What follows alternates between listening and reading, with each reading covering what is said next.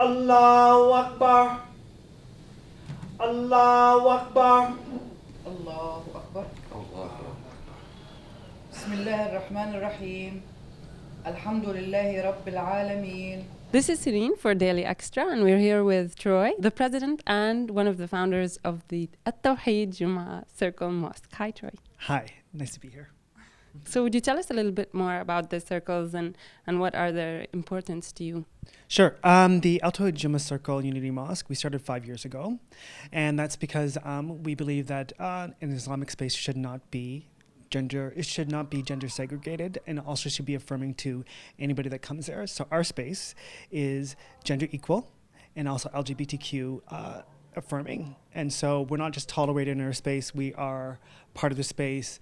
We started the space. O Allah, grant me light in my heart, light in my grave, light in front of me, light behind me, light to my right, light to my left. So would you tell us more about what these circles are and how they're different from a typical Friday prayer?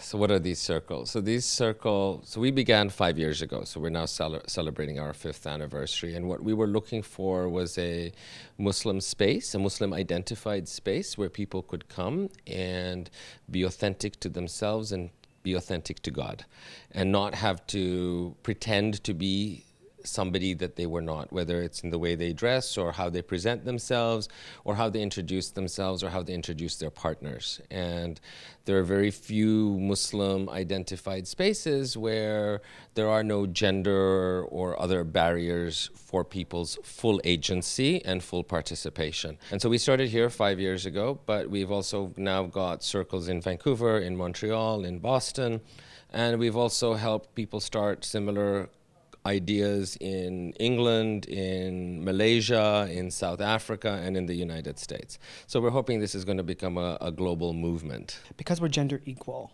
women have access to the pulpit. They have access to every level of what's going on in the mosque. That's very different. And a lot of people think that it's actually we're creating some sort of new movement. I say we're actually taking Islam back to where it is, where everybody's equal. You know as well as I do that souls, what is that? You know what I mean? What gender is that? You know, what sexuality is a soul? I'm just curious on what's the importance or significance of the prayer circles for you as a woman.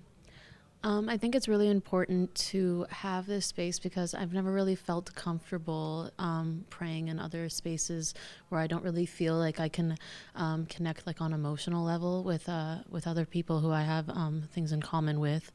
I just feel a lot more comfortable in this space. So I really enjoy that. Can you tell us why it's important to you to express your Muslim identity?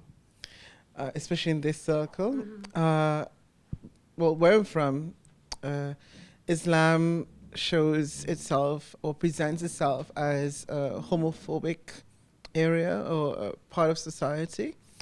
And, well, I came to Canada fleeing another country based on my sexual orientation, and then discovering this space was so good for me because of the fact that not only can I be who I am with my sexual orientation, but also not have to leave my religion at the back door in order to be who I am.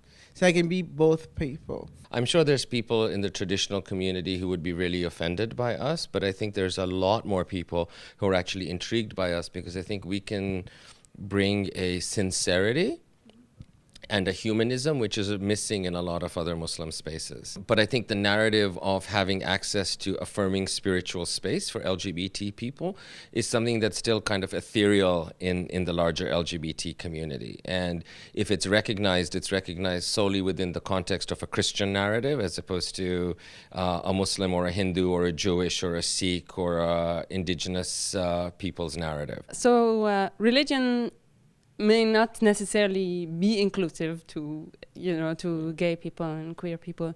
So why even bother? Oh, because I don't think religion is going away, right? In fact, we've actually seen a resurgence of religion. So for a lot of people, their spirituality and their spiritual practice or their religious practice is actually quite important and fundamental to who they are as a person. And for some people, it's not, and that's fine. But people should always have a choice. Right?